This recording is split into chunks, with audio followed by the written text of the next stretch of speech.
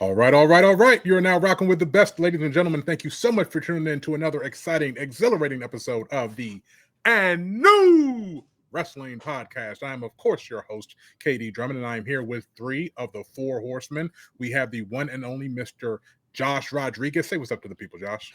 The Josh Rodriguez of Film School University, and I'm so glad Patrick is not here, man. Sucking up all the air, man. Oh my God. Load off of our backs to not have Mr. No C here. Say Facts. what's up to the people still. What's good with y'all, man? Yeah. I'm ready to get it popping. Hey, Pat, if they won't do it, we miss you over here, Pat. We miss you, bro. Welcome back, welcome back, welcome back. I can't do it as good as Pat, so I'm not going to try. We can't even get started without that, so I appreciate that, Josh. Now, obviously, we're here rocking without Patrick No C Walker. He will be back next episode, and we're going to, in the meantime, in between time, and so we will make sure to get you some No C content here in a hurry on these similar topics that we're going to be covering today. We have to start in a place that I think caught most people by surprise. We got an announcement about midday. We're recording on Tuesday as usual. We got an announcement midday on Monday, and I don't have a beer around me. I need to pour one out. We have lost a very close, important member of our family. There is no more Samantha Irvin announcing on Monday Night Raw. Man, fellas, what are we going to do here? What do we need like a what are those things called where everybody gets together in a group and just kind of feels bad together? What are those things called? It's so hard to say goodbye. Listen, she is a phenomenal talent, and I think everybody agrees that and easy on eyes. I mean, there's no mistake in that part. Goes without saying. Yeah. Goes without saying. But she is, I mean, she's just really good at what she does. And she brought so many of the introductions to life. And I think anybody that doubted how important she was to the production saw it firsthand last night. And I mean, I'm not trying to throw any shade. Y'all tell me that she's a legend, so I believe you. But the drop off compared to what Samantha Irvin does on the mic, like she never makes mistakes, or at least she hasn't since I've been watching. And the young lady that took over, I think Lillian Garcia, Lillian Garcia, she is a Hall of Famer, and everybody says she is one of the best ever. But she had like 3 fumbles last night in announcing the matches. So I'm just saying, there's big shoes to fill with the loss of Samantha Irvin. You guys want to send any shout outs? Absolutely. That's the irony of that, man. Go ahead. Yeah, it's big shoes to fill, but you know, I know to the uninitiated, all right, KD, Lillian Garcia is one of the greats, hands down, and to see her back in the ring is a really special thing. Granted, it's bittersweet. Obviously, you're losing a talent like Samantha Irvin. Really hoping she's not going to AEW and following Ricochet, because that would be the biggest L of all time, and a true villain arc if Ricochet takes Samantha Irvin away from us here at the WWE. But ultimately, Lillian Garcia is that. She set the mold for what a Samantha Irvin could be, in my opinion. I mean, her and Howard Finkel actually really did, who inspired the name of this podcast. So following in those footsteps was Samantha Irvin. Now we're back to Lillian Garcia. Granted, I don't know how long this is. I don't know if it's temporary or just permanent. But Lillian Garcia is one of the best. Granted, she had some ring rust yesterday. Yeah. She couldn't pronounce contenders for whatever reason. But to me, that's just ring rust. Fumble. That's just ring rust. She's one of the greats, man, and she gets plenty of slack on my end, and probably it seems like she came in pretty immediately, like without preparation, right? Like I think she really just pulled one over on them and walked away, and they weren't prepared, and then they just were like, "We'll give you like $100,000 to come out here tonight." I've seen some conflicting reports whether she's let them know months ago or she just let them know last night that she's no longer on WWE. I've seen conflicting reports on that. I'm not exactly sure which to believe. However, check it out on sportingnews.com. I know Patrick wrote about it yesterday as well. So there is a question about whether or not this is going to be the permanent move. I think that there's obviously going to be some kind of bridge the gap for Lillian Garcia, and probably she's going to end up going over to the to the PLE, the one over in Saudi Arabia, Crown Jewel. I would assume that that's going to be her gig now, or maybe it's going to be the young lady that does Friday Night SmackDown, but we'll see. One of the things that Lillian Garcia announced last night was the match between the final match of the night was when I made the joke about the championship. Jey Uso defending his belt against Bron Breakker. And obviously, Jay's been kind of intertwined in this resurgence, preparing for the Civil War with the Bloodline. He's going back and forth with shows. Jimmy Uso was on Raw last week. Then Jay was there telling Jacob Fatu, which was an incredible moment on SmackDown when he said, "Homeboy better stop looking at me like that or I'm about to do some serious damage to him." I thought they were going to go right there. So that was quality writing. But then what happened last night was Bron Breakker got the title back thanks to the interference of Jacob Fatu and the rest of the Bloodline. And my question to you all is this, in the framework of what you saw yesterday, I have a fear that they used giving Jay the title after 14 years just to further the Bloodline arc, and that they aren't going to give him a serious run as a champion, at least in the near future, because it just felt weird to have Braun take it back from him in just a month's time. I think it was set up that way, like you said. If you look at SmackDown, I think right there you say, he's going to drop that belt on Monday, because it just made too much sense for them to interfere, and then he get put in this whole Bloodline. He is the Bloodline, but the Bloodline Saga, the new version of it.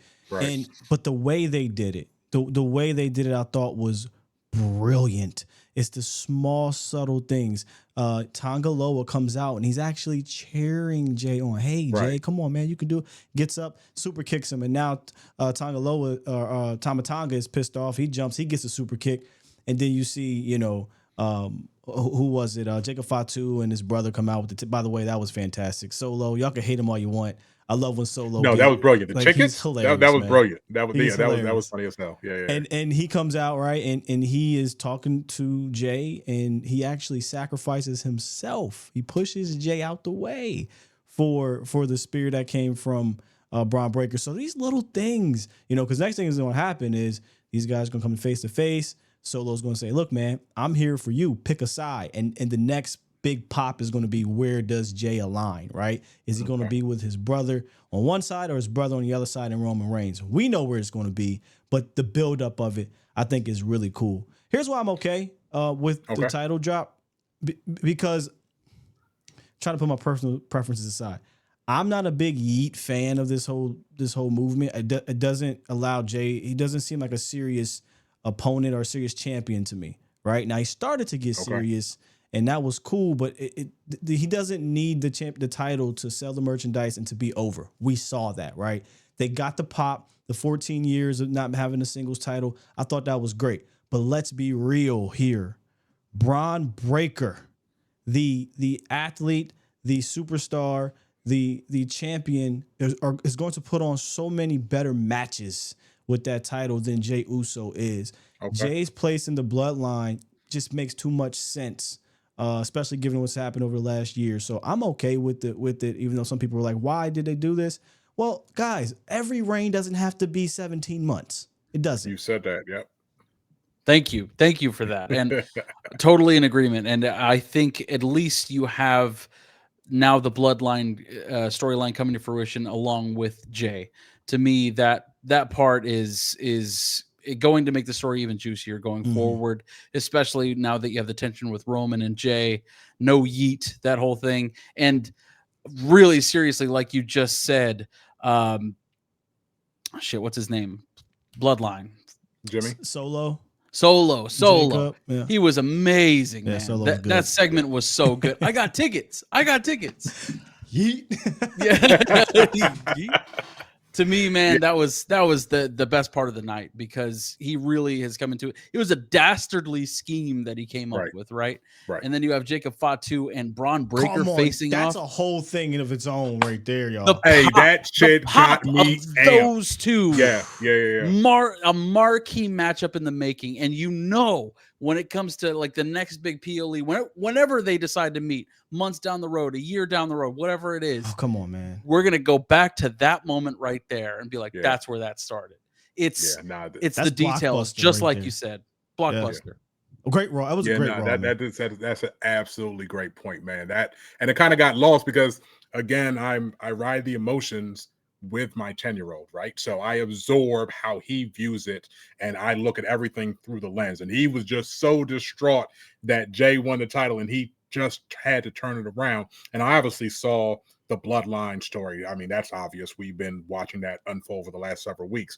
But the point that you just made, Josh, about the Jacob Fatu, Bron Breakker long distance plotting of getting those two to have that stare down, that was one of the best moments that I've seen in one of the regular weekly shows. It was phenomenal. That's Triple H cooking. That's I mean, he's doing what he's supposed to do right there. That entire match from start to finish was just so good. One of the best from bell to bells on Raw, I think, this year. Best match we've seen since Hell in a Cell, honestly. Fair. I mean, pound Absolutely for pound. fair. That should have been the main event. That should have that could have happened at at PLE. Bad Blood. Yeah.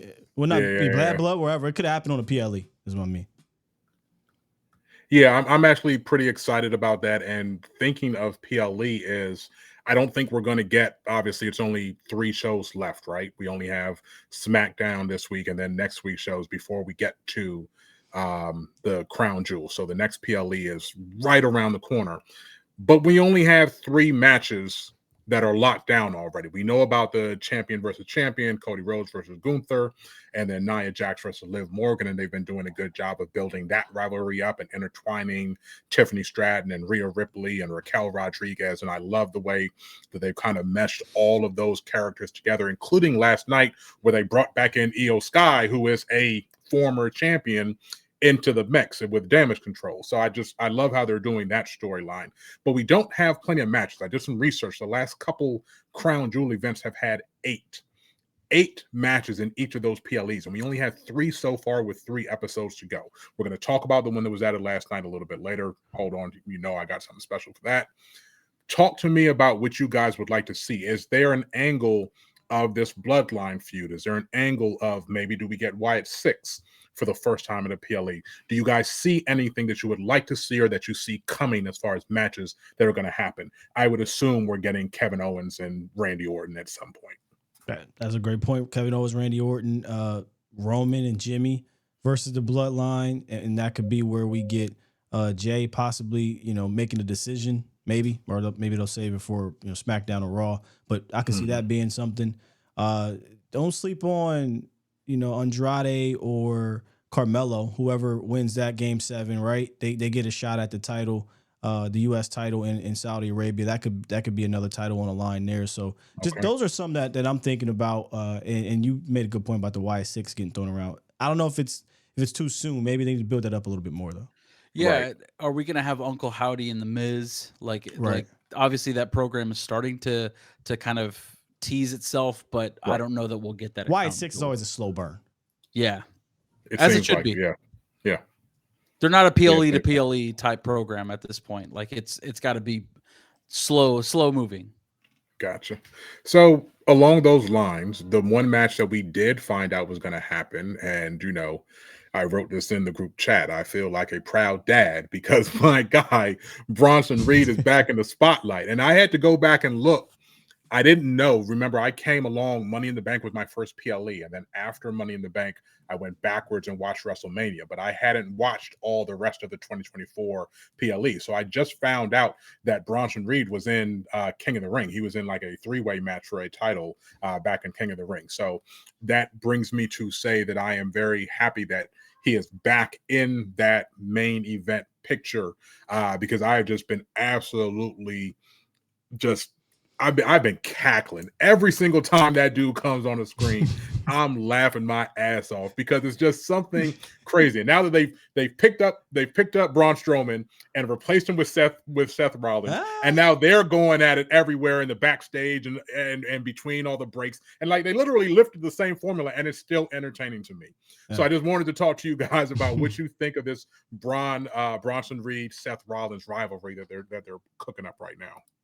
It's hilarious, bro. Like the yesterday, whenever each time they were on screen, they got like 2 words out before somebody, boom, just ran it. It was genuinely hilarious. Like I was laughing during all of their segments, and I love that They set up the match already. It's clear as day. It's going to be a great match. And so it's similar to an empty arena match that I can think of, like back in like the Sunday Night Heat days. McFoley and The Rock, where they were just like battling in an empty arena. However, this one is full now.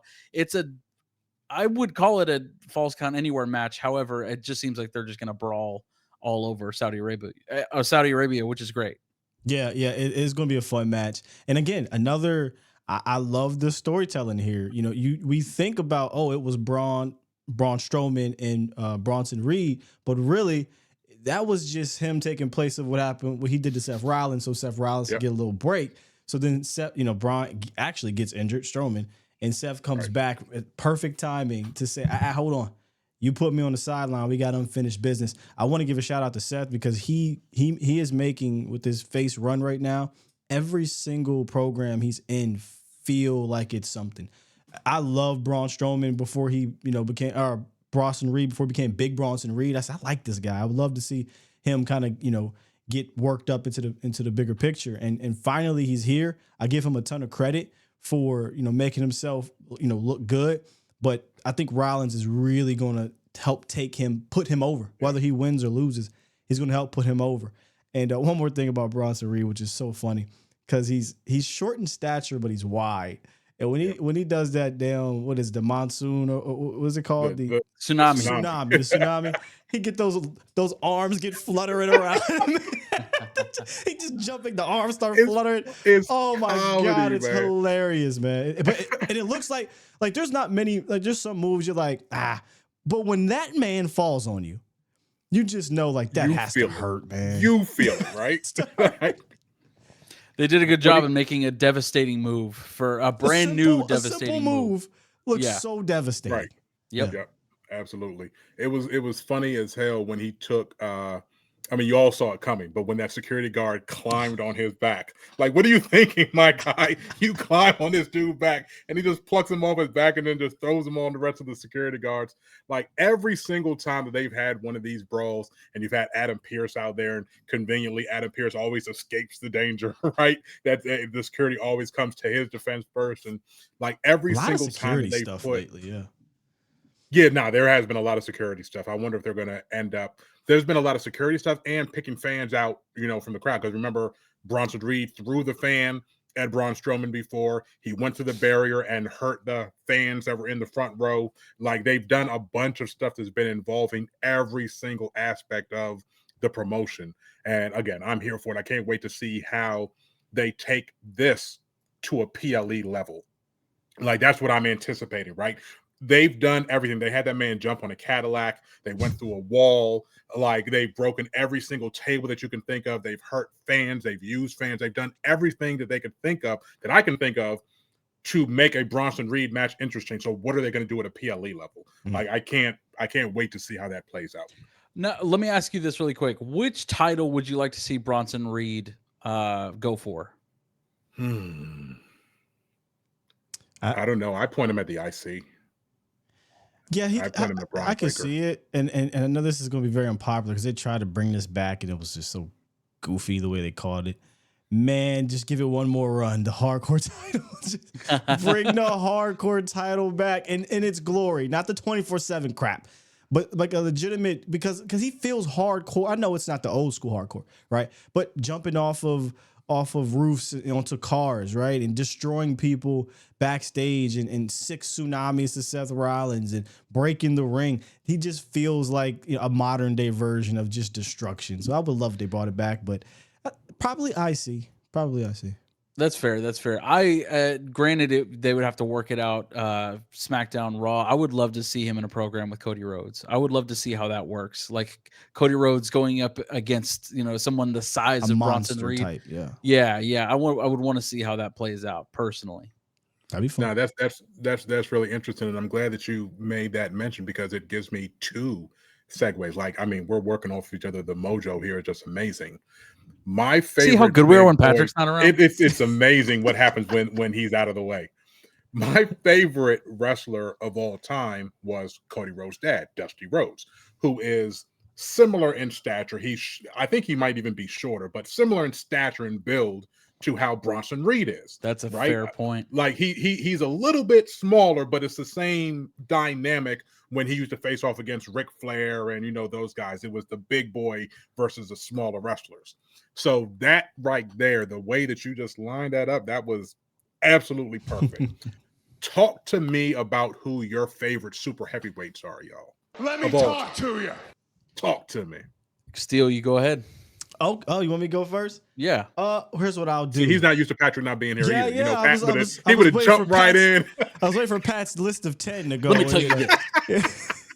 And it's just hand motions. Here's what I'll do. Here's what I'll do, fellas, because I'm pretty sure we're going to cross wires here, so I don't want to overstep some of you. So I got 5. I'll give you my bottom 4. I'm sorry, my bottom 2, and then I'll give you my top 3 later. Is that cool? Okay. Yep. So and look, honorable mention, because you said favorite, correct?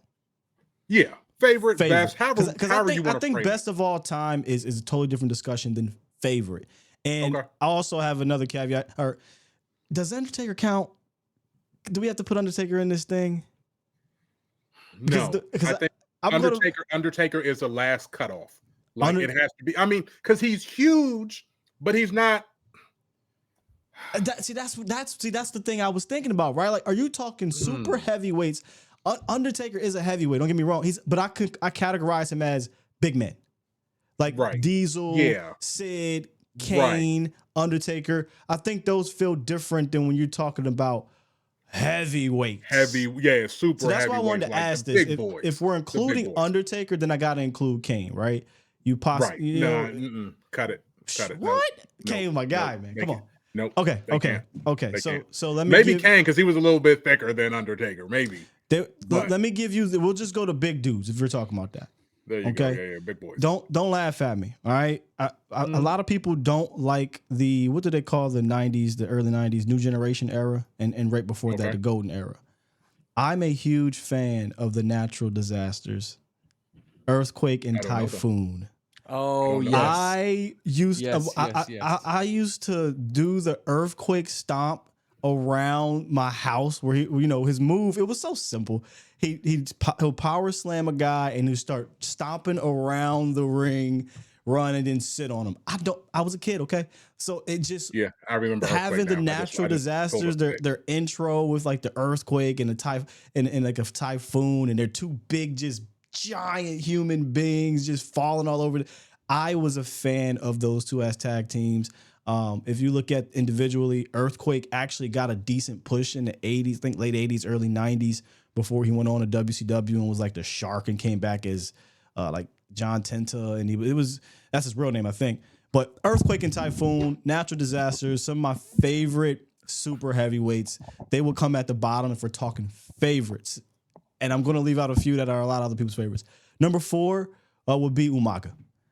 Umaga is so underrated. I know he died at an early age, but he used to be, actually, I think it was Rosie, maybe. I can't remember. You might remember this. Yes. Yeah, he was Rosie. So, but when he became Umaga, he was vicious. He put it this way, KD. What you see from Jacob Fatu, take that times 10 with Umaga. Yeah. They haven't let Fatu go off just yet, and they will.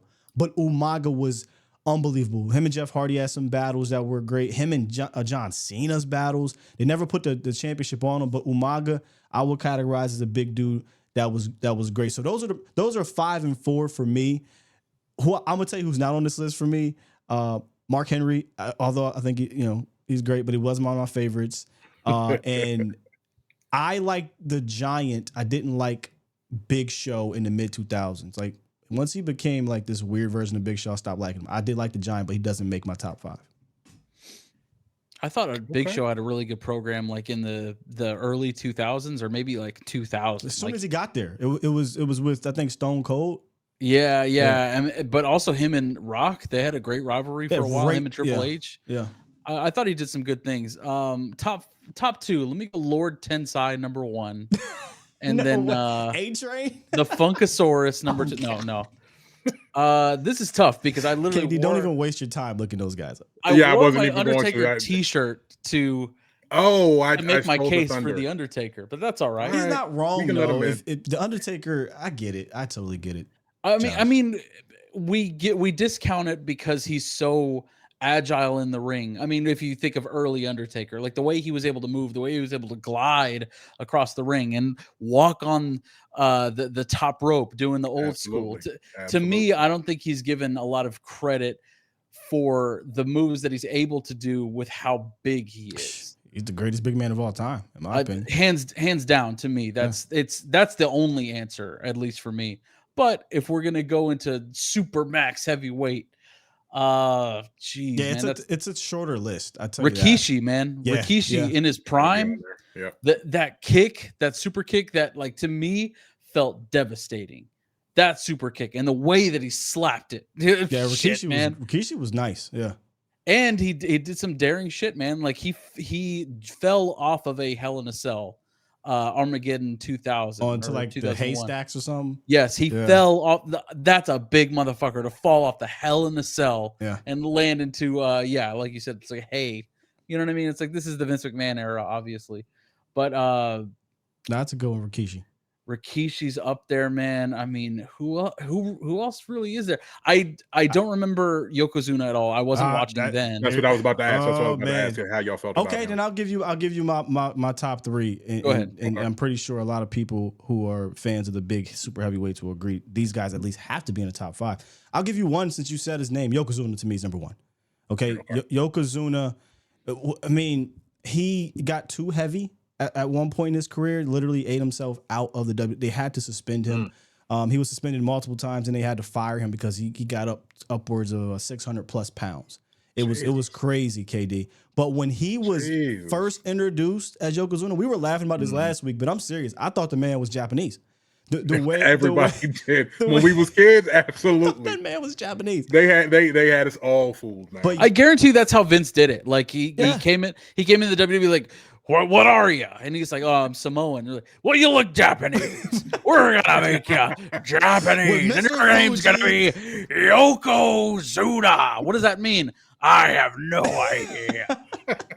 And it worked though. And it worked. Like if you go watch his documentary, he was Roman Reigns of the family. That's why Yokozuna in the bloodline is probably outside of Roman the most successful of the group. And now you had Roman's father in the tag team, but Yoko was the first to capture the gold. It wasn't long, unfortunately. It pulled the mess with Hulk Hogan at WrestleMania. I can't remember, y'all, but where they had Hulk Hogan tap in for, I think it was Bret Hart, and he beat Yokozuna after he had won the title.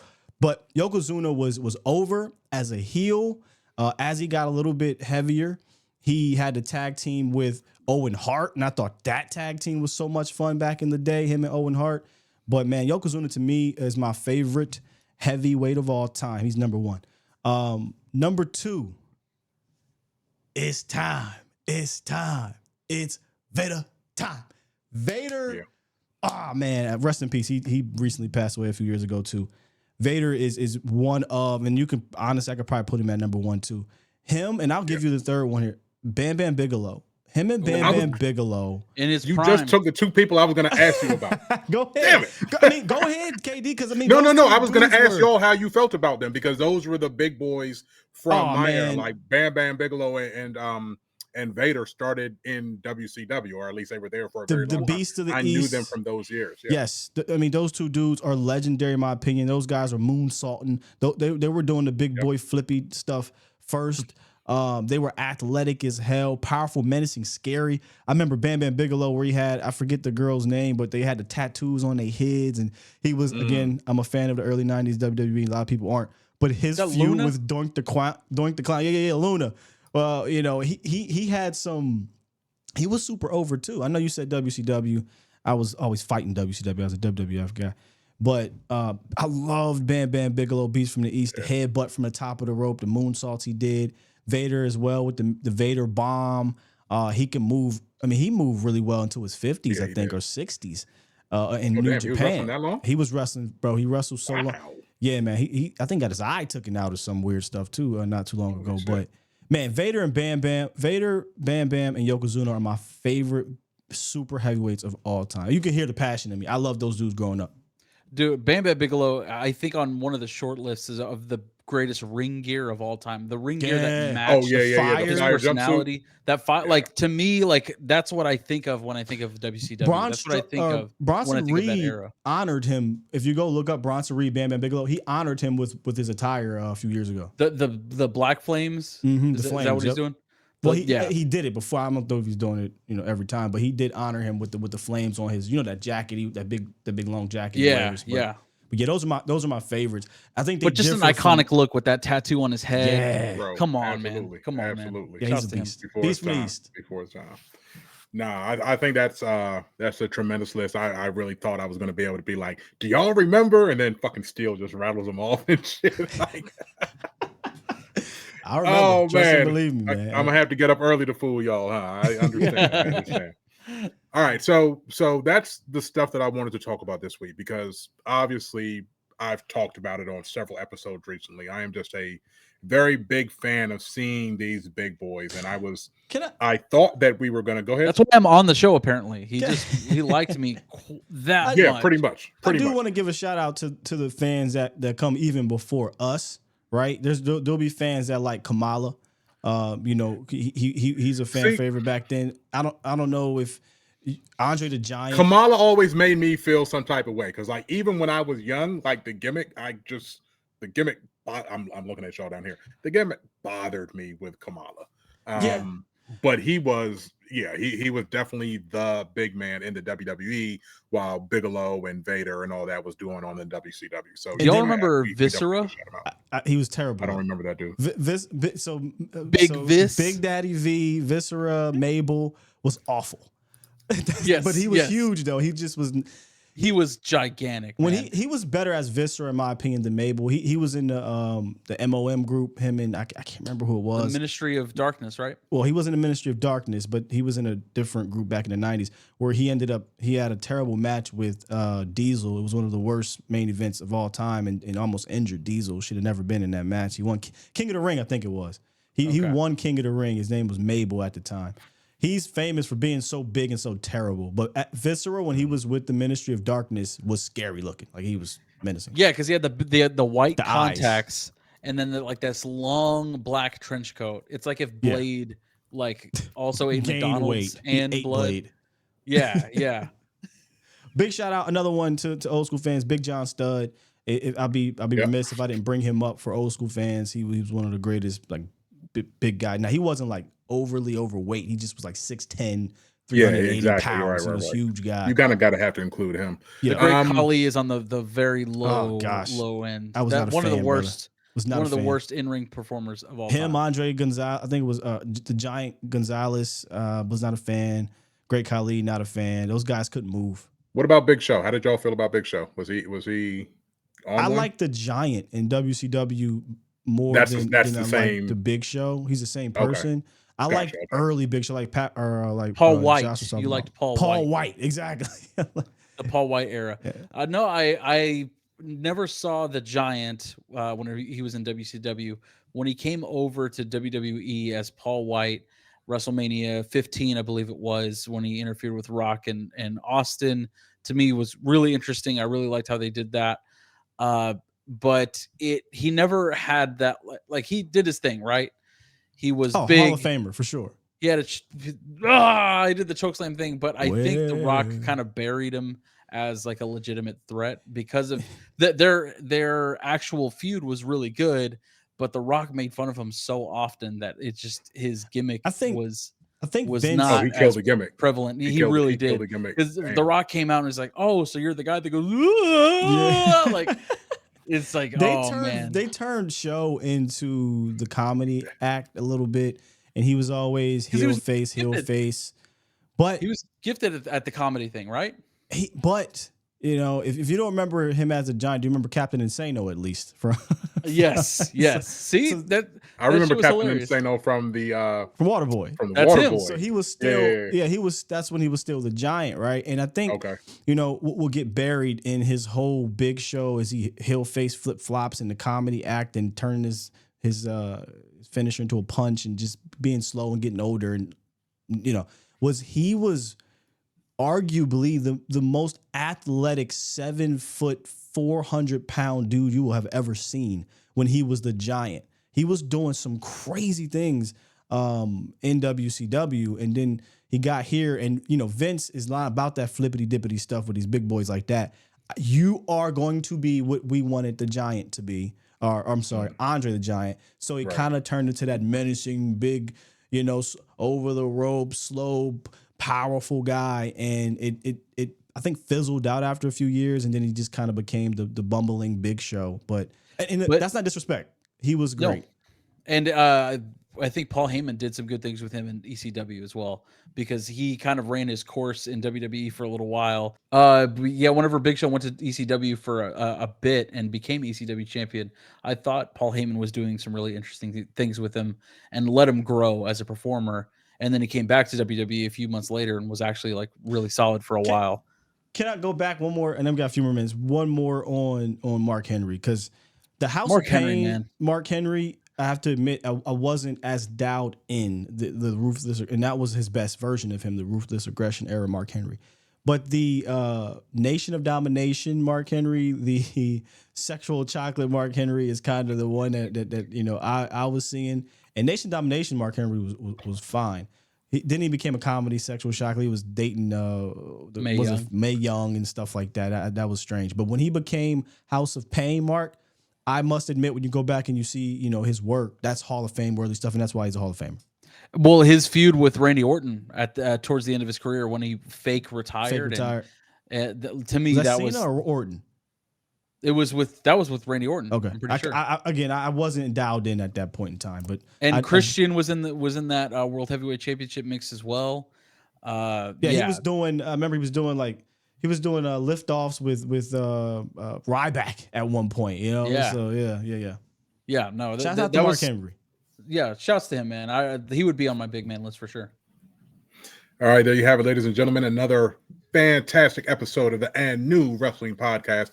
Make sure you're following us on all social media. It is And New Wrestling on Twitter, on TikTok, on YouTube. We are on Apple Podcasts. We are on Spotify. And if you're on Instagram, it's And New Wrestling Pod. So make sure you're doing all of that. Make sure you're subscribing. Pound that notification button to make sure you do not miss any of our episodes. As I said, we are missing No C. We are missing our captain right now, but that's okay because we have persevered, and he will be back for you with more takes on these topics that we talked about today a little bit later in the week. Until next time, we're out of here. Yeah.